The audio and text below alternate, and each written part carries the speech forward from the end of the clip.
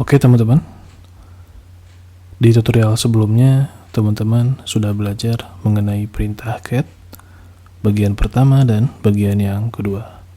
Dan kali ini saya akan memberikan kuis kepada teman-teman agar teman-teman bisa lebih memahami dalam menggunakan perintah cat. Di sini di belajar Linux saya sudah menghapus semua file di sini agar teman-teman tidak pusing. Jadi saya hapus. Dan di sini saya sudah menyediakan kuisnya. Kita baca kuisnya di lokasi home. Di lokasi home ini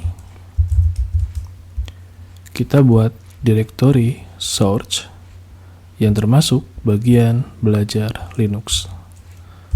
mkdir, kemudian belajar Linux, kita buat dengan nama source. Lalu di dalamnya terdapat file app.js. Kita enter dulu. Kemudian kita buat file belajar Linux source. Ini adalah path yang akan disimpan. Kemudian nama filenya adalah app.js. Kita enter. Lalu isikan file tersebut.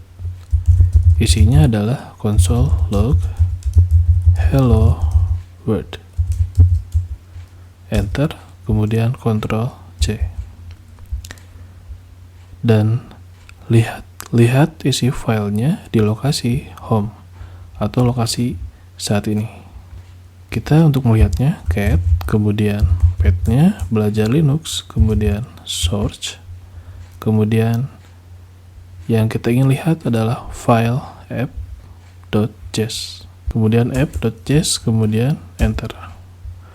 Otomatis kita bisa melihat isi file app.js yang termasuk ke dalam bagian source belajar Linux di directory kita saat ini, yaitu di home. Oke, kita lanjut ke soal yang kedua. Soal yang kedua adalah di lokasi home.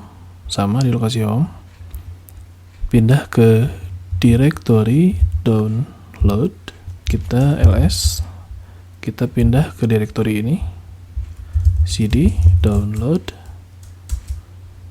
lalu lihat isi file app.js tadi yang kita buat di lokasi saat ini, yaitu lokasi download.